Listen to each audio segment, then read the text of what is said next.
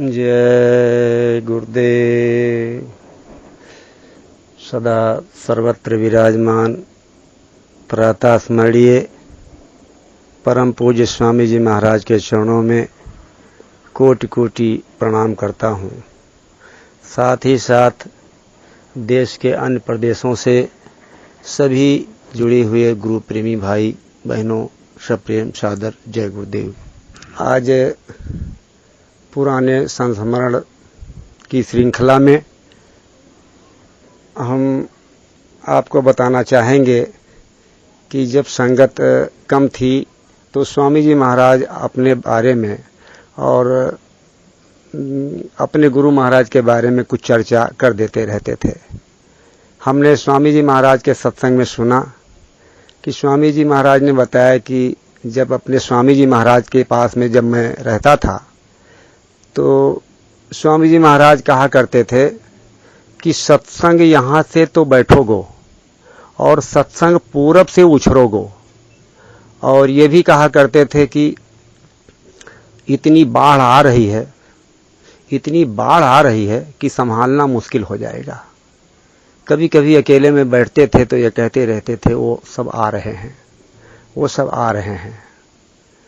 तो स्वामी जी महाराज कहते हैं कि मैं देखता था जमुना में कभी स्नान वो नहीं करते थे, लेकिन जमुना जी में 2-2 घंटे खड़े रहते थे वो घुटने घुटने पानी में और कुल्ली करते रहते थे। 2-2 घंटे कुल्ली करते रहते थे। और जब उधर से आते थे तो स्वामी जी कहते हैं कि मैं देखता था कि जो चूंटों और चींटियों का जो भिंड रहता है जमीन पर उसको पैर से ऐसे थपथपा देते थे। तो ये तो एहसास हुआ स्वामी जी को कि वो सब आ रहे हैं और भीड़ आगे बहुत बढ़ेगी, संभालना मुश्किल हो जाएगा। जब इस तरह से स्वामी जी कहते तो हमने एक दिन स्वामी जी से कहा, स्वामी जी कहते हैं कि हमने कहा स्वामी जी से कि सत्संग पूरब से उछरोगो, तो पूरब में तो हम किसी को जानते भी नहीं हैं। तो स्वामी जी महाराज ने कहा, स्वामी जी महाराज अपने स्वामी जी को कहते हैं कि स्वामी जी ने कहा कि पूरब में एक लड़का मिलेगा और उस लड़के को पकड़ लेना, बस सत्संग उठ जाएगा। तो आज हम आज के संस्मरण की श्रृंखला में आज हम उसी लड़के के पास चल रहे हैं जिसको दादा गुरु जी कहा करते थे कि एक लड़का पूरब में मिलेगा और वहीं से सत्संग उठ जाएगा। उस लड़के का नाम तो विपिन बिहारी श्रीवास्तव है, लेकिन स्वामी जी लाड़ प्यार में शंभू जी कहते थे। उन्हीं की चर्चा शुरू हो रही है आज।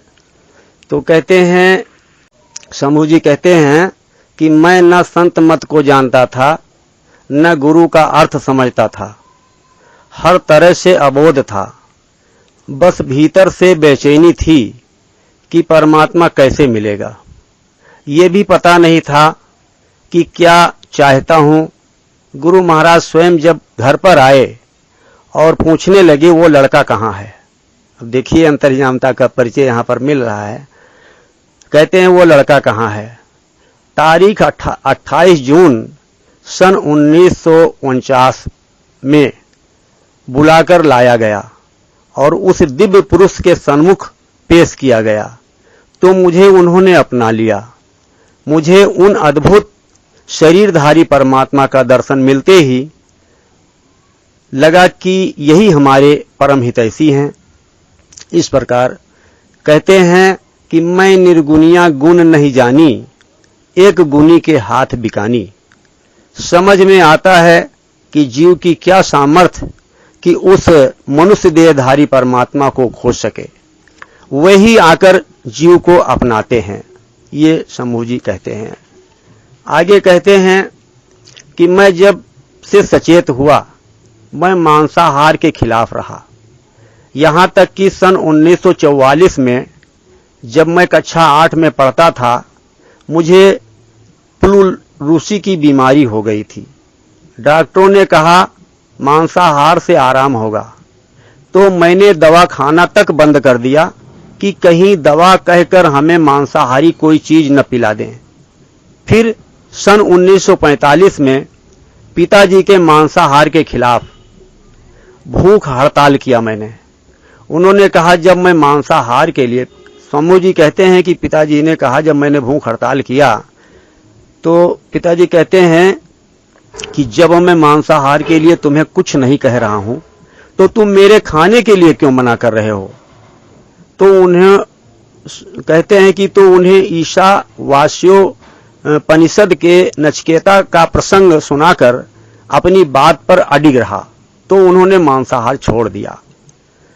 कहते हैं मनुष्य जीवन का उद्देश्य जब जरा बड़ा हुआ, बुद्धि विकसित हुई तो सोचने लगा सन 1947-48 कि इस जीवन का उद्देश्य क्या है। यदि केवल संसार का काम ही करता रहा तो मरने के बाद क्या होगा, कुछ पता नहीं। परमात्मा है और उसे प्राप्त करना मनुष्य जीवन का उद्देश्य है। तो परमात्मा कहाँ है, कैसे प्राप्त किया जा सकता है। बनारस में रहकर इंटर में पढ़ रहा था। लोगों से सुना कि बाबा विश्वनाथ जी का मंदिर है, उसमें विश्वनाथ जी की मूर्ति है, दर्शन करना चाहिए। तो सोचता कि ये तो बाबा विश्वनाथ जी का मंदिर है और उनकी मूर्ति है, तो बाबा विश्वनाथ जी कौन है। ये विचार अंदर उठते थे। उनका दर्शन कैसे मिलता है। लोग मेरे इन सवालों को सुनकर मुझे पागल कहते कि उनकी मूर्ति के दर्शन करने मात्र से सुख और शांति मिलती है, पर मैंने दर्शन किया तो मुझे कोई सुख शांति नहीं मिली। शंभू जी कहते हैं महात्मा लोगों को कहा जाता है कि परमात्मा को प्राप्त किए होते हैं, उनसे मिलने से परमात्मा की जानकारी मिलेगी, पर ऐसे महात्मा कहाँ मिलेंगे, ये मेरे अंदर जिज्ञासा पैदा होती रहती थी। एक दिन मीराबाई सिनेमा देखने गया। सोचा कि मीराबाई को परमात्मा मिल चुके हैं, अतः देखना चाहिए। पूरी पिक्चर के देखने के साथ कि उनके कष्टों को देखकर मैं रोता रहा। पिक्चर देखकर आते समय सोचता रहा कि इन्होंने राजमहल का सुख त्याग कर परमात्मा की प्राप्ति की। जरूर इन्होंने परमात्मा को पाया होगा जो राजमहल के सुख से भी बड़ा होगा। कहते हैं कि सर्वप्रथम जब पूजनीय स्वामी जी महाराज हमको मिले, उनसे जब हमने कहा कि महाराज बाबा विश्वनाथ जी की मूर्ति है, उनका मंदिर है, तो वे कहाँ हैं, उनसे मिलने पर मैं कुछ पूछ सकता हूं और वे बताएंगे। ये प्रश्न किया मैंने स्वामी जी से। तो स्वामी जी ने कहा मैं ऐसा ही आदमी खोज रहा था जो बाबा विश्वनाथ जी को पाने की इच्छा रखता हो। तुम भगवान कृष्ण की पूजा करते हो तो उनकी सच्ची पूजा मैं तुम्हें बताऊंगा, जिससे वे तुम्हें प्राप्त हो जाएं। उनकी इन बातों से बड़ा धैर्य हुआ। फिर दीक्षा लेकर पूजा करने लगा। तब समझ में आया कि मनुष्य जीवन का उद्देश्य प्रभु की प्राप्ति ही है, पर प्रभु की प्राप्ति के लिए प्रभु को प्राप्त कोई महापुरुष मिलना चाहिए। काल भगवान ने इतने सारे प्रलोभन इस संसार में रखे हैं कि उनसे बचकर परमात्मा को पाना असंभव नहीं तो अति कठिन जरूर है। प्रभु को पाने का मार्ग मनुष्य शरीर में दोनों आंखों के मध्य से गया हुआ है, जिसे बिना जानकार के कोई पता ही नहीं पा सकता। काल के मत, तीर्थ व्रत, पूजा पाठ, देवी देवता, अनेक प्रकार की पूजा पद्धतियां के चलते अंतर का रास्ता कैसे जाना जा सकता है। सच्चा जानकार महापुरुष मिल भी जाएं तो भी विश्वास नहीं होता कि अपने अंतर में प्रभु प्राप्ति का मार्ग है। स्वर्ग भी है, नरक भी है, वैकुंठ लोक तथा सारी रचनाएं अंतर में हैं। हम जब बाहर में नहीं पाते तो कहने लगते हैं कि सब यही संसार में ही है। ऐसा भ्रम का ये देश बनाया है। और विशेष बात यह भी है कि बिना मनुष्य शरीर के ये न तो मिलेगा न चला जा सकेगा। इसलिए देवता भी इस मनुष्य शरीर को पाने के लिए तरसते हैं। मनुष्य शरीर मिल भी गया तो पेट लगा दिया, आहार, निंद्रा, भय, मैथुन जैसे रोग लगा दिए। फिर मार्ग मिल भी जाए तो भी उसकी कमाई न कर सके। ये तो समर्थ सद्गुरु ही इस जीव को पार लगाते हैं। उनसे जब प्रगाढ़ प्रेम हो जाए तभी वे पार लगाते हैं। आगे कहते हैं शंभू जी कि मेरे खानदान के परमार्थ खोजी शानदार जीवन व्यतीत करने वाले श्री नारायण श्रीवास्तव वाराणसी में आर्या एश्योरेंस कंपनी में मैनेजर थे। वे मांसाहारी थे, पर भाभी जी शाकाहारी थीं। भैया के प्रयास से बच्चे भी मांसाहारी थे। भैया को बचपन से ही शांत से रहने का शौक था। वे जब पढ़ते थे तब भी पुरानी कार खरीदकर उससे स्कूल जाया करते थे। वे सच्चे महात्मा की खोज में तो रहते थे, पर मांसाहार को नहीं छोड़ते थे। अंग्रेजियत के कारण तरह तरह के तर्क मांसाहार के पक्ष में देते थे। कहते थे कि परमात्मा एक वृत्त के केंद्र पर स्थित है और हम लोग परिधि पर स्थित हैं, अतः किसी भी त्रिज्या से केंद्र पर जाया जा सकता है। तब मैं कहता कि आप बुद्धिमान हैं, मैं आपसे बहस में तो नहीं जीत सकता, पर यह मेरा दृढ़ विश्वास है कि मांसाहार खराब है, ये नहीं करना चाहिए। भैया का रहन सहन ऊंचे लोगों के साथ था। क्लब आदि जाते थे। वे नाटी इमली वाराणसी में झा साहब के बंगले में रहते थे, जो प्रसिद्ध शिक्षाविद डॉक्टर गंगानाथ झा का बंगला था। वे अपने एश्योरेंस कंपनी के काम से जब जौनपुर आते थे तो पिताजी के पास ही ठहरते थे। उनका हमारे परिवार में बड़ा मान सम्मान था तथा प्यार भी था। उनके पिताजी के समय से ये संबंध था। मैं पढ़ने के लिए, शंभू जी कह रहे हैं कि मैं पढ़ने के लिए वाराणसी गया। जब मैं हाई स्कूल में पढ़ रहा था तो उन्होंने हमसे कहा कि अगर तुम हाई स्कूल में फर्स्ट क्लास ले आए तो मैं तुम्हारा नाम यूपी के सबसे अच्छे कॉलेज बनारस के क्वींस कॉलेज में लिखवा दूंगा। हुआ भी ऐसा ही। मैं हाई स्कूल में फर्स्ट क्लास पास हुआ और मैनेजर भैया ने वादा के अनुसार मेरा नाम क्वींस कॉलेज में लिखवा दिया और मैं प्रकारांतर में उनके यहाँ रहने भी लगा। पर भैया के यहाँ रहने पर मुझे एक कठिनाई भी पड़ी कि मैं कट्टर शाकाहारी था और उनके यहाँ भाभी तथा जसोदा बहन मैनेजर भैया की विधवा बहन जो उन्हीं के यहाँ रहती थीं को छोड़कर सभी लोग मांसाहारी थे। भैया को दादा गुरु का दर्शन और नामदान। जब मैं इंटरमीडिएट में उनके यहाँ रहकर पढ़ता था तो वे अक्सर अपने एश्योरेंस के काम में जगह जगह जाया करते थे। सन 1948 के अप्रैल मई में वे कानपुर अपने दौरे पर गए हुए थे। शाम को किसी काम से बाजार गए थे। वहीं बाजार में स्वामी जी महाराज, अपने परम पूज्य स्वामी जी भी बाजार में थे। उनका भव्य व्यक्तित्व इतना आकर्षक था कि घुंघराले वाले गले तक लटक रहे थे, घुंघराले बाल गले तक लटक रहे थे और मनमोहनी स्वरूप, माथे पर चमकती आभा बस देखते ही बनती थी। अनायास भैया उनकी ओर आकर्षित हो गए।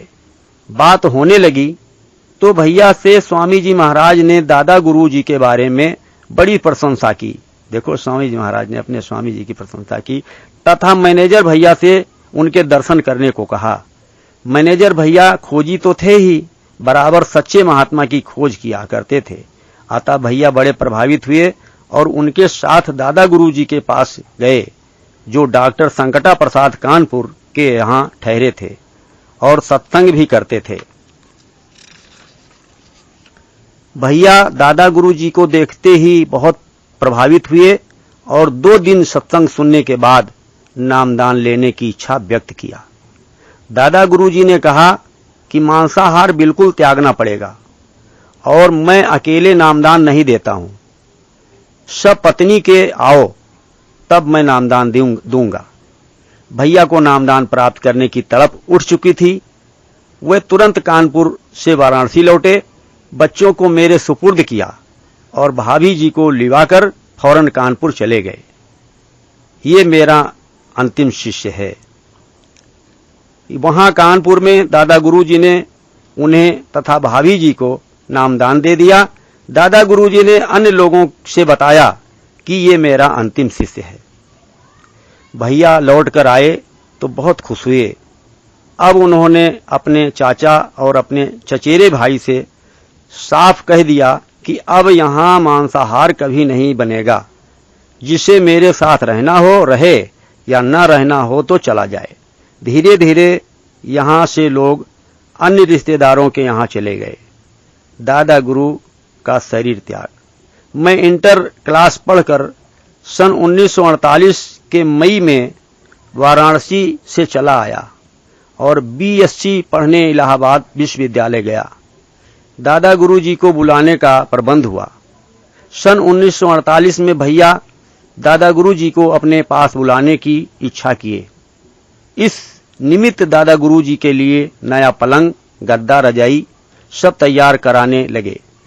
तभी दिसंबर 1948 में एक दिन अपने स्वामी जी का तार मिला कि दादा गुरु महाराज जी की तबीयत ज्यादा खराब है, दर्शन हेतु तुरंत चले आवें। भैया जाने को तुरंत तैयार हुए। अलीगढ़ के लिए रिजर्वेशन कराया, पर अनेक बाधाएं आईं, सबको निपटाया। तब तक ट्रेन के समय 1 घंटे पहले तेज बुखार हो गया, पर भैया उस हालत में भी गए। आधे रास्ते जाते जाते तबीयत ठीक हो गई। अलीगढ़ से तहसील इगलास के गांव चिरौली दादा गुरुजी का निज गांव जब पहुंचे तो पता चला कि दादा गुरुजी महाराज निज धाम सिधार गए और सब काम खत्म हो गया। जानकर बड़ा दुख हुआ। अपने स्वामी जी महाराज तो बड़े दुख विह्वल थे। गुरु के विछोह का कष्ट बहुत भयानक होता है। भैया ने उनसे बहुत कहा कि आप अब हमारे यहाँ चले चलिए। स्वामी जी महाराज पहले तो कुछ नहीं कहे, पर बाद में कहा आप चलिए, यहाँ परिवार को व्यवस्थित करके आ जाऊंगा। ये कहा मैनेजर साहब से स्वामी जी ने। ये सब जब हुआ तो मैं वहां नहीं था, क्योंकि तब मैं इलाहाबाद विश्वविद्यालय में बीएससी पढ़ने चला गया था। अपने स्वामी जी का वाराणसी आगमन। स्वामी जी महाराज लगभग फरवरी 1949 में वाराणसी आ गए। यहाँ मेरे बारे में अक्सर स्वामी जी से चर्चा होती थी कि शंभू कट्टर शाकाहारी है तथा बड़ा सिद्धांत का पक्का है। स्वामी जी चर्चा करते रहते थे। अपने विचार का बड़ा ही दृढ़ है। भैया, भाभी, बच्चे तथा यशोदा बहन सभी प्रायः ऐसी चर्चा करते। तब परम पूज्य स्वामी जी कहते कि वो कौन लड़का है, उसे मैं देखना चाहता हूं। स्वामी जी महाराज का जौनपुर आगमन। जून 1949 में हमारे परिवार में चचेरे भाई लालजी सहाय की शादी पड़ी। मैनेजर भैया भी अक्सर अपने काम से भी तथा शादी के प्रबंध से भी जौनपुर आते रहते थे। घनिष्ठता तो परिवार से पहले से ही थी। जब आते तो स्वामी जी महाराज के बारे में भी चर्चा होती।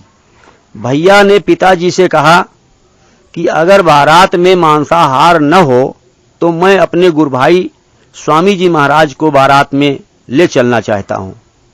भैया की बात कौन टालता। लालजी भैया के ससुर को बुलाकर निश्चित कर दिया गया कि शादी में मांसाहार नहीं बनेगा।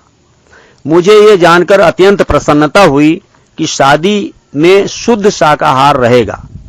एक महापुरुष मेरे यहाँ आएंगे, उनका मुझे दर्शन होगा तथा इसकी और प्रसन्नता थी कि मेरा रहन सहन उत्तम है और जिसे वे महापुरुष अच्छा समझते हैं तथा इसी से वे हमें देखना चाहते हैं। गुरु महाराज का प्रथम दर्शन।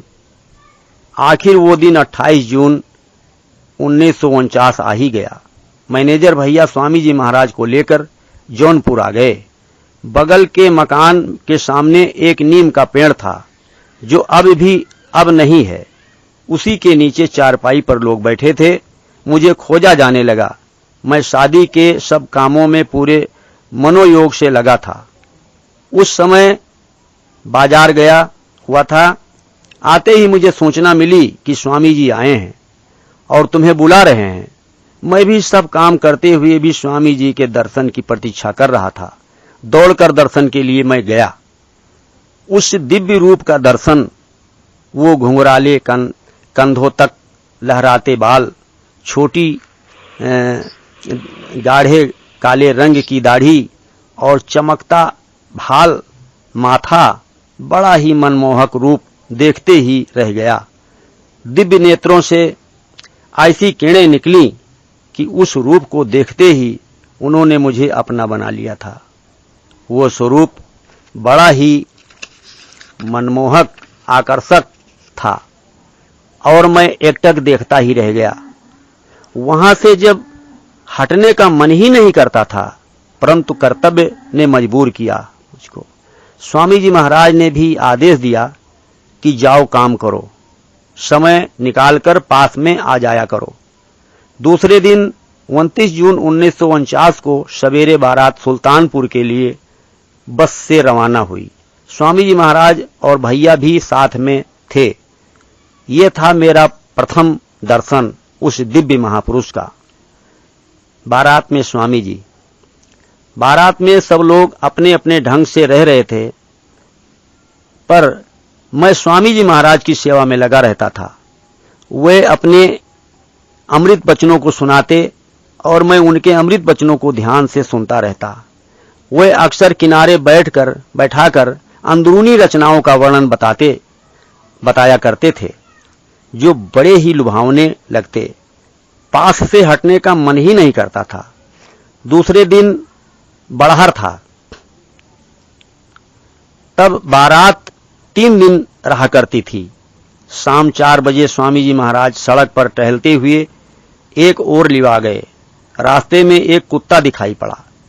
बताने लगे, ये भी पहले के जन्म में आदमी था, पर अब कर्मों के बिगड़ने से कुत्ता हो गया है। अब इसे वो अधिकार नहीं है कि वो अपना काम बना सके। ये तो भोग योनि है। भोग योनि में नए कर्म नहीं बनते, पिछले कर्म का भोग भोगाया जाता है। इसी प्रकार आगे बढ़े तो एक मुर्दा जा रहा था। स्वामी जी कहने लगे कि देखो, तुम तो नहीं समझ सकोगे कि मरने के बाद ये कहां गया, पर मैं साफ साफ देख रहा हूं। साधना करके सभी मनुष्य त्रिकालदर्शी हो जाते हैं। तुम भी देखने योग्य हो जाओगे। बारात में दूसरे दिन लोग माने नहीं, मांस पका, इसलिए स्वामी जी ने कुछ भी नहीं खाया। तीसरे दिन बारात लौटी तो स्वामी जी उसी दिन शाम को बनारस लौट गए। वहां जसोदा बहन थी। उनसे कहा कि बीबी जी, फौरन कुछ खाने को दो। 2-3 दिन से कुछ भी नहीं खाया है। स्वामी जी उन्हें बीबी जी इसलिए कहते थे क्योंकि भाभी जी उन्हें बीबी जी कहती थीं। कहें कि वहां मांस पका था, इससे कुछ भी नहीं खाया। उस समय मैं इलाहाबाद में बीएससी में पढ़ता था। स्वामी जी महाराज ने किसी समय सत्संग करते हुए ये बताया था कि दादा गुरुजी स्वामी जी महाराज से सत्संग वगैरह आगे करने के संबंध में बताते थे, तो कहता था कि महाराज ये सब कैसे होगा, तो मेरी समझ में कुछ भी नहीं आ रहा है। तो दादा गुरुजी ने कहा था कि यूनिवर्सिटी में पढ़ने वाले एक लड़के को पकड़ लेना, फिर वो सब हो जाएगा। काशी विश्वनाथ जी का उदाहरण। स्वामी जी महाराज मिले तो उनसे तरह तरह के प्रश्न करता था। विज्ञान का विद्यार्थी था तो तर्क करने का स्वभाव मेरा बन गया था। स्वामी जी महाराज से कहा कि महाराज, लोग कहते हैं कि काशी में विश्वनाथ बाबा का मंदिर है, बाबा विश्वनाथ जी की मूर्ति है, मूर्ति का दर्शन करना चाहिए। तो मैं कहता हूं कि ये मंदिर बाबा विश्वनाथ जी का है, मूर्ति विश्वनाथ जी की है, पर बाबा विश्वनाथ जी कहाँ हैं? मैं तो उनके दर्शन करना चाहता हूं, जिससे उनसे मैं बात भी हो जाए और जो पूछना चाहूं पूछ भी सकूं। स्वामी जी महाराज इस प्रश्न को सुनकर बहुत प्रसन्न हुए। उन्होंने कहा, मैं भी ही आदमी चाहता हूं जो बाबा विश्वनाथ जी से मिलना चाहता हो। मैं वही रास्ता बताता हूं जिससे बाबा विश्वनाथ जी मिल जाएं और उनसे बातचीत भी हो सके। मैंने कहा, लेकिन महाराज ऐसा रास्ता मैं नहीं चाहता हूं कि पूजा करता रहूं और कहा जाए कि मरने के बाद मिलेगा, क्योंकि मरने के बाद का मिलना मैं ठीक नहीं समझता हूं। स्वामी जी महाराज ने कहा, तुम ठीक कहते हो, मरने के बाद नहीं जीते जी मिलता है, पर साधना ठीक से तो करनी ही पड़ेगी। स्वामी जी महाराज ने कहा कि जो मैं बताता हूं उसका विश्वास तो करना ही पड़ेगा।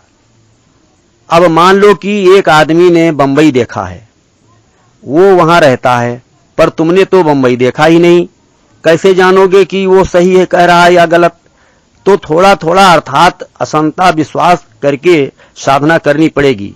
जैसे बंबई देखा हुआ व्यक्ति कहता है कि घर से चलो तो गली मिलेगी, गली से चलकर आगे सड़क मिलेगी, फिर सड़क पर रिक्शा मिलेगा, रिक्शा पर बैठकर चलोगे तो रेलवे स्टेशन मिलेगा, वहां से टिकट लेकर ट्रेन की प्रतीक्षा करोगे, ट्रेन आएगी तो उस पर बैठ जाओगे, तब बंबई पहुंच जाओगे। तो इतना तो विश्वास करना ही पड़ेगा कि बंबई जाने के लिए घर से निकलना पड़ेगा, गली मिलेगी तो विश्वास हो जाएगा। इतना तो सही बताया।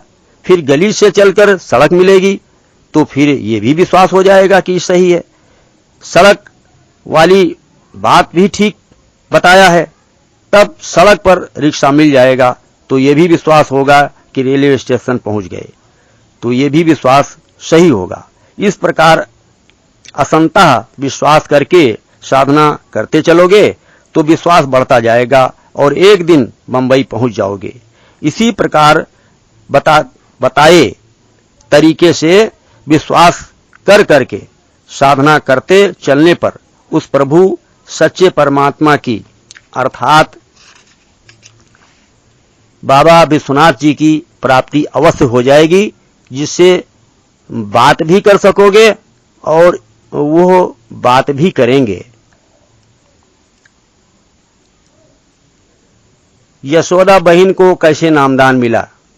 प्रथम दर्शन के बाद जो गुरु दर्शन की भूख लगी कि शांति ही न मिले,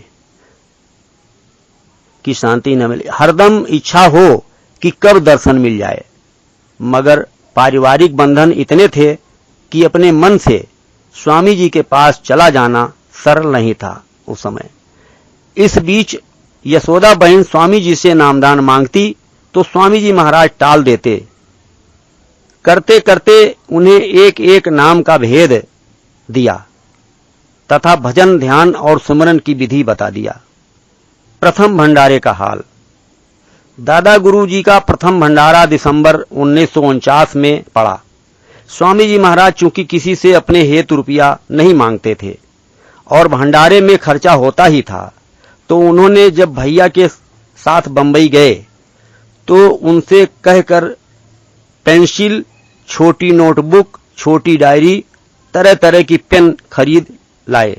उसे बनारस में लाकर झोले में रखकर बुला नाला से चौक तक की दुकानों में बेचे। जो लागत थी उसे भैया को लौटा दिया और जो मुनाफा हुआ उससे प्रथम भंडारे का इंतजाम किया स्वामी जी ने। प्रथम भंडारा में मैं भी गया। शंभू जी कहते हैं कि जो प्रथम भंडारा हुआ उसमें मैं भी गया साथ में। बता रहे हैं कि विश्वनाथ ने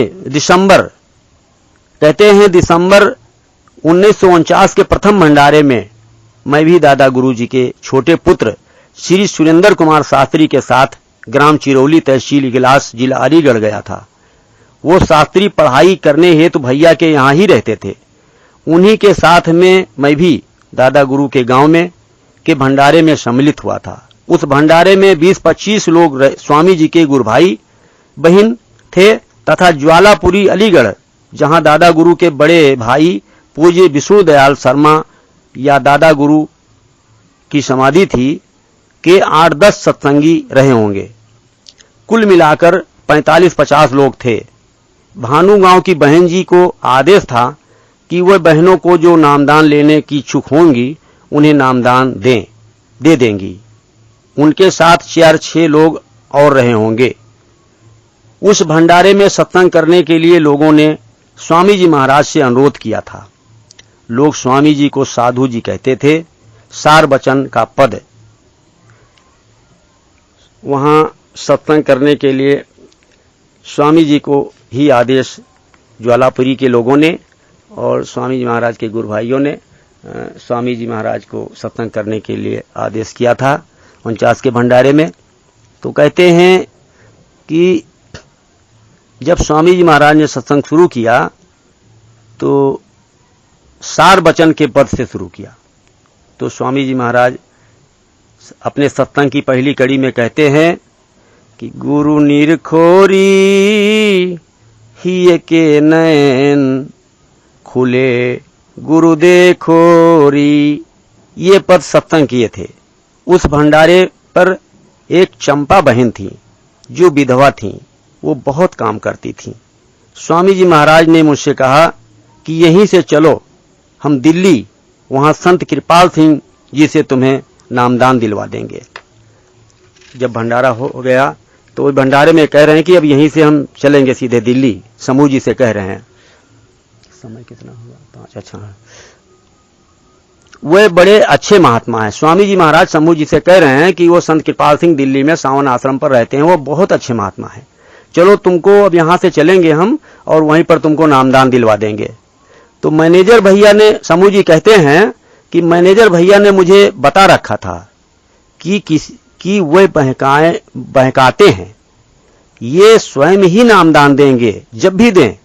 अतः मैंने स्वामी जी महाराज से कहा कि मुझे तो आप ही से नामदान लेना है, जब नामदान देंगे तभी नामदान लूंगा।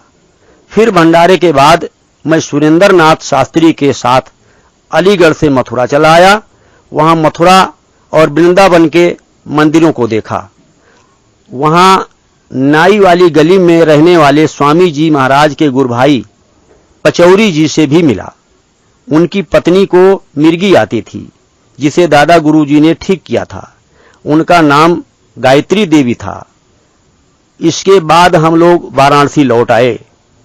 दूसरे साल का भंडारा जब पड़ा तो दूसरे साल के भंडारे के खर्च के लिए स्वामी जी महाराज ने मैनेजर भैया से कहकर मध्य प्रदेश से एक बैंगन भूसा ट्रेन से ले आए थे। उसे बेचकर उसके मुनाफे से दूसरे साल का भंडारा का खर्च स्वामी जी ने किया। चिरौली गांव में दादा गुरु के घर के सामने सहन था। उसमें एक कुआं भी था। पानी बहुत ऊपर ही था। 3-4 हाथ की रस्सी से लोग पानी निकाल लेते थे। नहाते समय मैंने देखा कि स्वामी जी के गुरु भाई लोग एक दूसरे को तेल लगाते या अन्य सेवा करने का प्रयास करते। कुएं के सामने लगभग 10 फीट ऊंचा चबूतरा था, जो 12 फुट लंबा 15 फुट चौड़ा रहा होगा। स्वामी जी महाराज ने बताया कि इस चबूतरे पर 3 संतों ने सत्संग किया है। परम संत गोस्वामी साहब, हाथरस वाले, परदादा गुरुजी और दादा गुरुजी। मैं इलाहाबाद बीएससी पढ़ने गया था। सन 1948 की जुलाई में मैं इलाहाबाद विश्वविद्यालय में बीएससी में पढ़ने के लिए भेजा गया था। सन 1949 की जुलाई में धार्मिक भावना प्रबल हुई तो झूसी के श्री प्रभुदत्त ब्रह्मचारी जी के यहां जाने लगा। वहां इतवार को जाता तो इतवार को व्रत रहता। जो पैसा बचता उसका चना लेकर भिगो देता और ले जाकर संगम पर बैठे मांगने वालों को बांट देता था। अब अपने नामदान के बारे में समूह जी बता रहे हैं कि सन 1950 की फरवरी में होली पड़ी थी। उन्हीं छुट्टियों में मैं बनारस गया था, क्योंकि रिश्तेदारी की शादी में परिवार के लोग वहां कबीर चौरा गए थे। तब मेरा बीएससी फाइनल था। शादी में मेरा मन न लगे तो मैं मां से कहकर नाटी इमली मैनेजर भैया के यहां चला आऊं, जहां पर परम पूज्य स्वामी जी महाराज थे। मैं उनके पास रहूं और उनसे बहुत सी सत्संग की बातें होती रहें। वहीं पर स्वामी जी ने कहा, कुछ भजन किया करो। पर मैनेजर भैया ने मुझे मना कर दिया था कि अभी पढ़ने वाले लड़के हो, अभी दीक्षा मत लेना, बाद में दीक्षा ले लेना। यही बात मैंने स्वामी जी से कहा, क्योंकि मैनेजर भैया को हम लोग बेहद मानते थे और उनकी बात को टालना ठीक नहीं समझते थे। स्वामी जी महाराज ने समझाया कि जैसे दुनिया का सब काम करते हो, उसी प्रकार 10-15 मिनट ध्यान भजन भी कर लेने से कोई हर्ज तो है नहीं। तुम तो सच्चे कृष्ण जी का दर्शन करना चाहते हो, तो वो भी हो जाएगा और ये भी हो जाएगा। तो समूह जी कहते हैं कि मैं मान गया। स्वामी जी महाराज ने दूसरे दिन प्रातः 7 बजे सवेरे बुलाया। 25 फरवरी सन 1950 को दिन में कबीर चौरा से नाटी इमली प्रातः 6:30 बजे ही आ गया। स्वामी जी महाराज मुझे देखकर अत्यंत प्रसन्न हुए। कहा, छत पर ऊपर चलो। वहीं पर आकर मुझे नामदान दिए तथा ध्यान पर फिर भजन पर बैठाया। ध्यान में सूर्योदय का दृश्य दिखाई दिया और भजन में भी शब्द आए। स्वामी जी ने कहा, ये तो मैंने अपनी शक्ति के अनुसार तुमको अनुभव कराया है, अब तुम अपनी कमाई करोगे तो प्राप्ति होगी। स्वामी जी ने अपने हाथ से लिखकर नामदान के नाम, रूप, स्थान, आवाज उसके बाजे को लिख कर दिया और कहा कि इसे याद करके इसको फाड़ देना। जय गुरुदेव।